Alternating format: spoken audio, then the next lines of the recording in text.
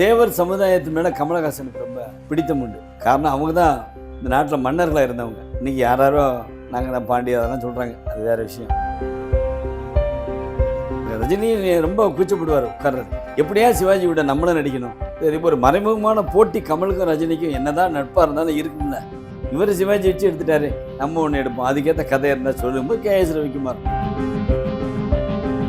இல்லை பிரபுன்னு தொடலே. ஆனால் சின்ன தம்பியில் மட்டும்தான் அவர் காமிச்ச இன்னோசன்ஸ் இருக்கு. அப்புறம் சிவாஜி பையங்கிறத ப்ரூவ் பண்ணிட்டாருங்கிற அந்த சர்டிஃபிகேட் மட்டும் தான் அப்படியே. இந்த பிறவிலையும் பிரபு வந்து அவங்க அப்பா ரேஞ்சுக்கு. கும்கி படம் வந்து வெற்றி அடைஞ்சது வந்து அவருக்கு ஒரு மைல் ஸ்டோன். ஏன்னா படத்தில் அவர் ஜெயிச்சிட்டார். அந்த யானை விழுந்தோடனே அழுகிறார் பார்த்தீங்களா, அது கிட்டத்தட்ட அவங்க தாத்தா மாதிரியே பண்ணாங்க. இந்த ரெண்டு கண்ணுக்கு இடையில இருக்கக்கூடிய அந்த இடைவெளி இருக்குல்ல, சிவாஜி கணேசனுடைய ரெண்டு கண்ணுக்கு இடையில ஒரு இடைவெளி இருக்கு. அது மூணாவது கண்ணை பொறுத்து வைக்கலாமா, அவ்வளோ கேப்.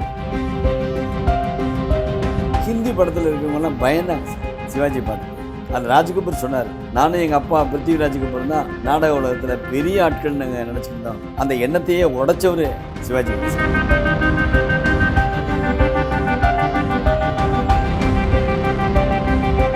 இப்போ கமலஹாசன் அவர்கள் மற்றும் ரஜினிகாந்த் அவர்கள் இவங்க ரெண்டு பேருக்குமே சிவாஜி கணேசன் அவர்கள் கூட நடிக்கக்கூடிய வாய்ப்பு கிடைச்சிருக்கு. தேவர் மகள்லயும் படைப்பா படத்துலையுமே அவங்க ரெண்டு பேருமே பகிர்ந்துகிட்ட விஷயங்கள்லாம் பார்க்கும்போது அவங்க ரெண்டு பேருமே சிவாஜி கணேசன் அவர்கள் முன்னாடி உட்கார கூட வந்து தயங்குவாங்க, நின்றுட்டு தான் பேசுவாங்க. அவ்வளவு பெரிய ஒரு மரியாதையோடு பழகிருக்காங்கன்னு சொல்லிட்டு இப்போ இவங்க ரெண்டு பேர்த்துல சிவாஜி அவர்கள் கூட ரொம்ப நெருங்கிய நபர்னா யாரு, எப்படி பழகுவாங்க உண்மையாவே நேர்ல?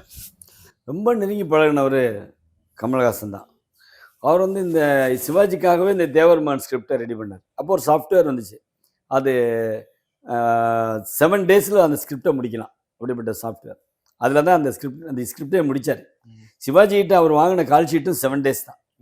சிவாஜி அந்த 7 days நடிச்சு கொடுத்துட்டார். அந்த கதையை அவர் எடுக்கிறதுக்கு வந்து சிவாஜிகிட்ட சொல்லும்போது சிவாஜி அது விருப்பம் இல்லை. போதும், நான் நடித்தது போதும் அப்படின்னாரு. இல்லை, இந்த கதையை நீங்கள் நடிக்கலைன்னா நான் எடுக்கவே மாட்டேன், வேறு யாரையும் வச்சு எடுக்க மாட்டேன் அப்படின்னு சொன்னோன்னே சிவாஜி அரை மனசோடு சரின்னு சொன்னார். இந்த மீசையெல்லாம் அப்படி சிசர் வச்சு கட் பண்ணி விட்டதெல்லாம் கமலஹாசன் தான். வாரம் ஒரு தடவை வீட்டுக்கு வந்து அதை கட் பண்ணி விடுவார். ஒன்று ரெக்வஸ்ட் வச்சார் சிவாஜிகிட்ட, இந்த மீசையோட மட்டும் எந்த ஃபோட்டோக்கும் போஸ்ட் கொடுத்துடாதீங்க, எந்த பத்திரிக்கைக்கும், இது நம்ம தேவர் மகனில் மட்டும்தான் காமிக்கணும். அதுபோக இந்த தேவர் சமுதாயத்து மேலே கமலஹாசனுக்கு ரொம்ப பிடித்தம் உண்டு. காரணம் அவங்க தான் இந்த நாட்டில் மன்னர்களாக இருந்தவங்க. இன்றைக்கி யாரோ நாங்கள் தான் பாண்டி அதெல்லாம் சொல்கிறாங்க, அது வேறு விஷயம். எல்லாம் பெருமைக்கு சொல்லிக்கிற வேண்டிய தானே. இப்போ எங்கள் தாத்தா வந்து ஹோட்டலில் சர்வராக இருந்தாருன்னு வச்சுக்கிறீங்க, நான் உங்கள்கிட்ட சொல்லும்போது எங்கள் தாத்தா தான் சீஃபு அந்த ஹோட்டலு அப்படிங்கிறது தான் எனக்கு பிடிக்கும். அந்த மாதிரி எல்லோரும் பாண்டியர்கள் எல்லாம் சொல்லுவாங்க. ஆனால் கமல் ரொம்ப ஹிஸ்ட்ரி பிடிப்பார்.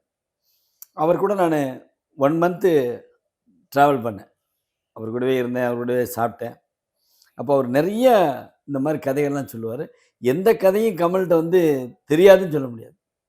அதுக்கு ஒரு சரியான படமே விரும்மாண்டி. அதனால் தேவர் மகன்கிற ஒரு சப்ஜெக்ட் எடுக்கணும்னு நினச்சாரு. அது இந்த முதுகுளத்தூர் பக்கத்தில் மறவர் சமுதாயத்தை சேர்ந்தவங்க கதை.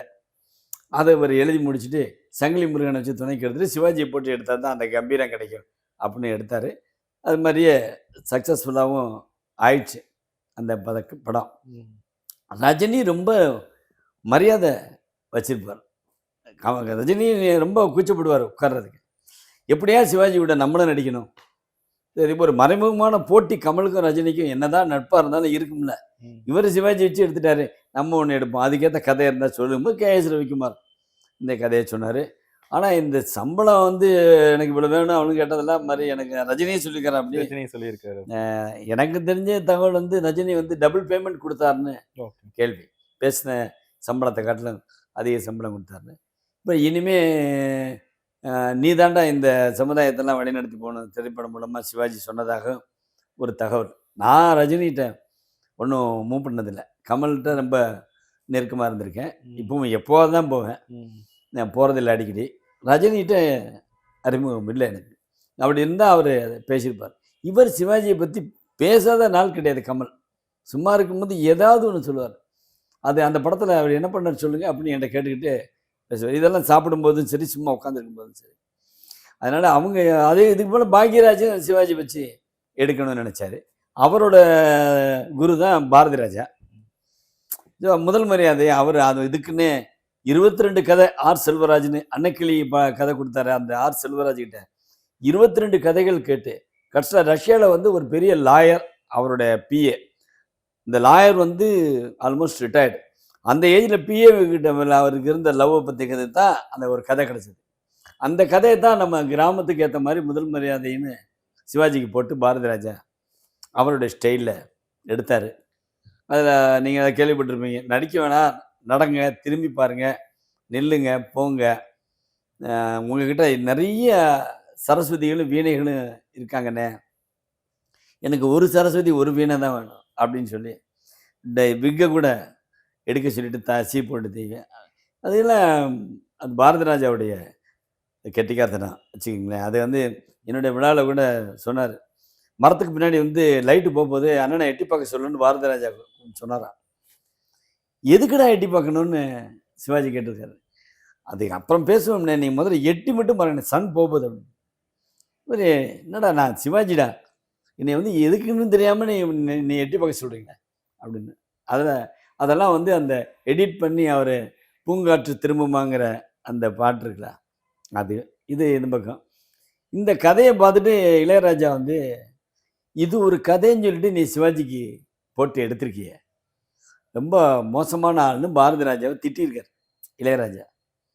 பாட்டை கேட்டினா இளையராஜா சொல்லி, உனக்கு பிடிக்காத இந்த கதைக்கு இப்படி போட்டிருக்கிய, அப்படி உனக்கு பிடிச்சிருந்துச்சுன்னா இது எங்கேயோ போயிருக்கு மேடாம்னார்.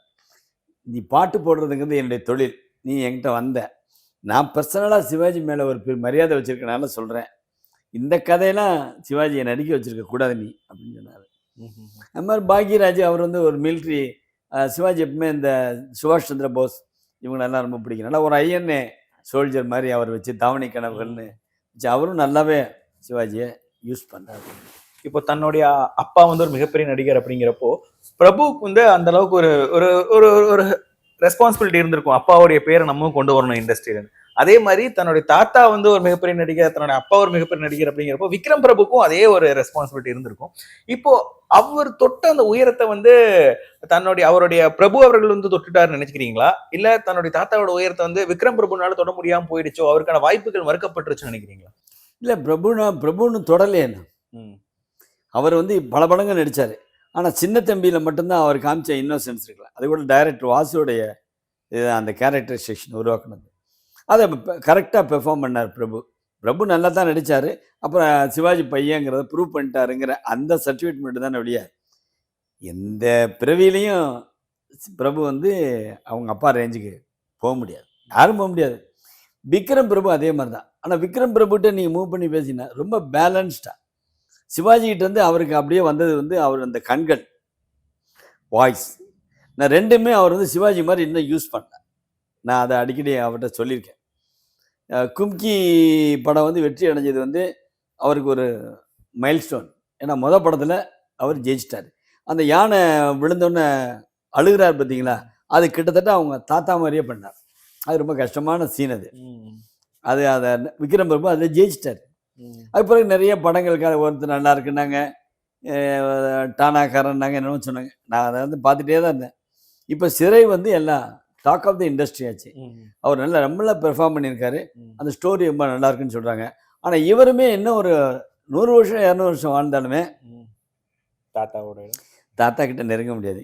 ஏன்னா தாத்தாவுடைய அந்த முக அமைப்பு, கண்ணு, அதெல்லாம் வந்து சிவகுமார், ஆக்டர் சிவகுமார் சொல்லியிருக்காரு. அது என்னோட புக்கில் போட்டிருக்கேன்.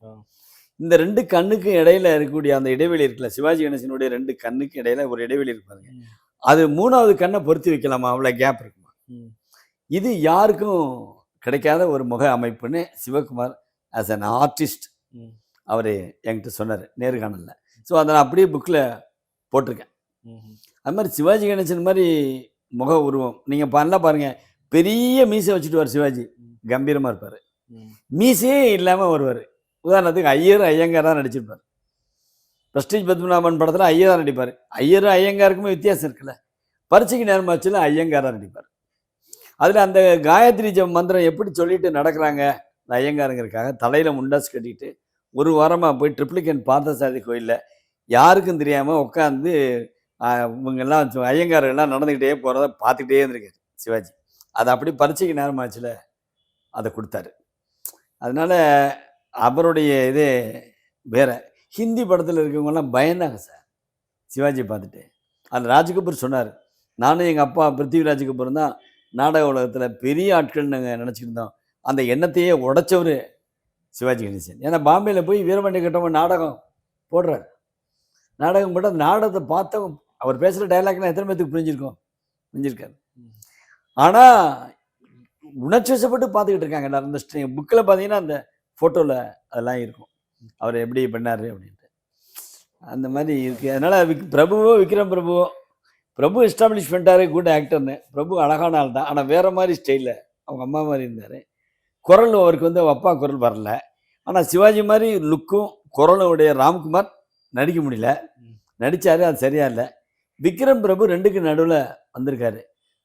இவர் இன்னும் கொஞ்சம் ரீச் ஆவார், மேலே போவார். காரணம் வந்து பேலன்ஸ்டு மேனாக இருக்கார். பேசி பார்த்தீங்கன்னா ரொம்ப நிறுத்தி நிதானமாக பேசுவார்.